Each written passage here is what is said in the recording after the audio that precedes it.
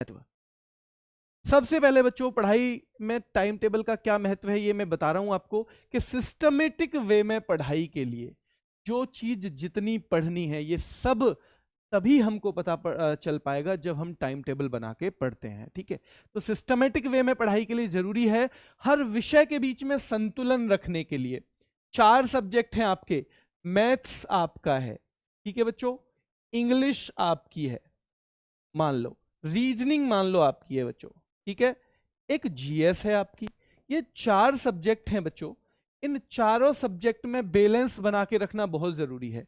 वरना होता क्या है, अक्सर हमें जो आसान लगता है सब्जेक्ट हम वो लेके बैठ जाते हैं, और बच्चों आसान सब्जेक्ट में भी जो आसान टॉपिक लगता है हम वो लेके बैठ जाते हैं।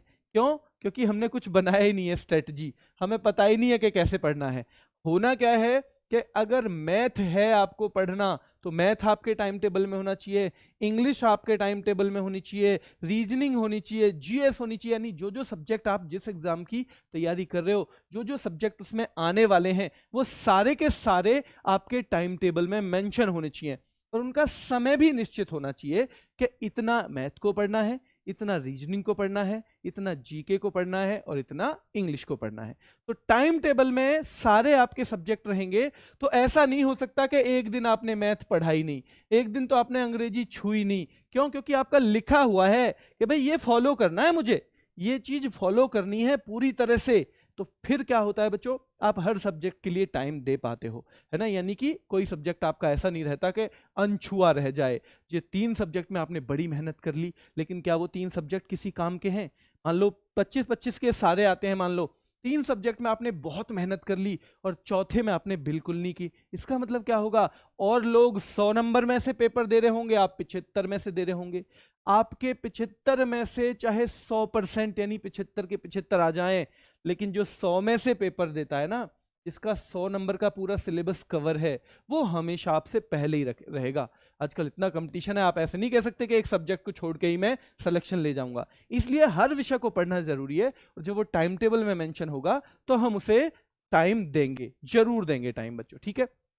चलो अब देखो, टाइम टेबल के बिना जो मैं अभी बता रहा था आपको कि हम लंबे समय तक हो सकता है किसी सब्जेक्ट को जरूरत से ज्यादा समय देते रहें। एक छोटा सा उदाहरण दिल्ली पुलिस का, दिल्ली पुलिस का उदाहरण है बच्चों, मैथ आता है 15 नंबर का, ठीक है, रीजनिंग आती है 25 नंबर की, कंप्यूटर आता है 10 नंबर का, और जीएस आती है बच्चों कितने नंबर की?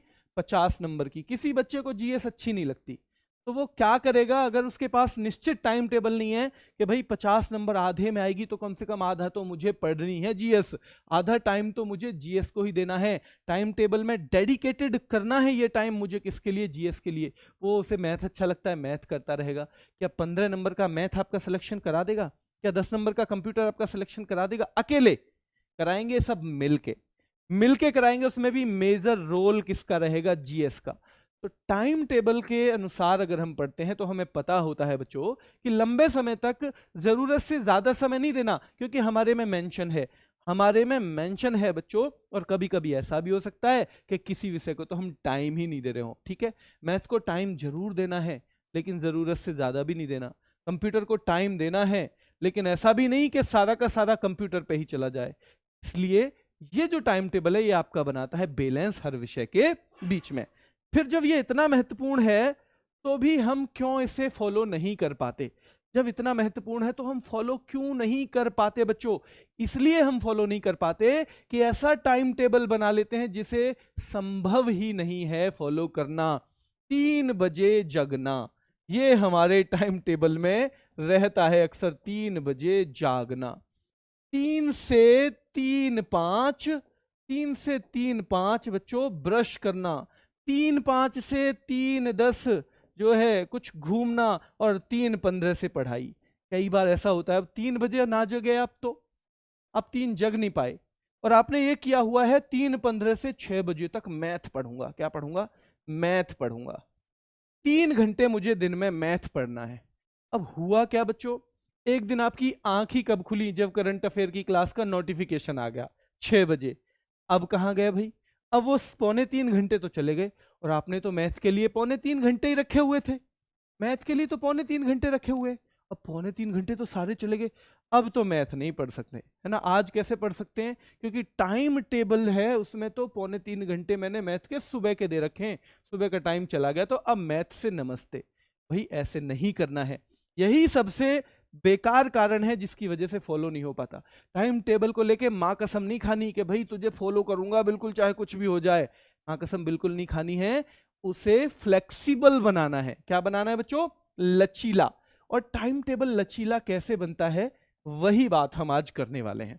टाइम टेबल लचीला कैसे बनता है जिससे कि हम उसे फॉलो भी कर सकें, बहुत बेहतरीन चीज है, लेकिन अगर नहीं कर पाएंगे तो बहुत बेकार चीज भी है। हम इसे बेहतरीन चीज बनाएंगे। क्या बनाएंगे, बेहतरीन चीज। हम कैसे बनाएंगे, देखो देखो देखो, हम इसे बनाएंगे बेहतरीन चीज, लेकिन कैसे बनाएंगे। सबसे पहले हमें जब टाइम टेबल बनाना है ना, तो किस तरह से बनाना है, पहले 1 वीक तक पढ़ो आप, 1 सप्ताह तक क्या करना है, पढ़ाई करो। ठीक है बच्चों।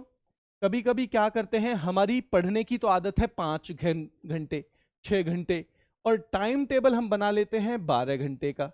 तो भाई कैसे फॉलो होगा, 12 घंटे की जो 5 या 6 घंटे में जो 12 घंटे की चीज है वो तो फॉलो नहीं हो पाएगी। इसलिए सबसे पहले तो ये देखो कि 1 सप्ताह तक आप कितने कितने घंटे पढ़ते हो। मान लो 1 सप्ताह तक आप 84 घंटे पढ़े, कितने, 84। आप देखो रोजाना लगभग कितना पड़ गया, 12 घंटे रोजाना पड़ गया।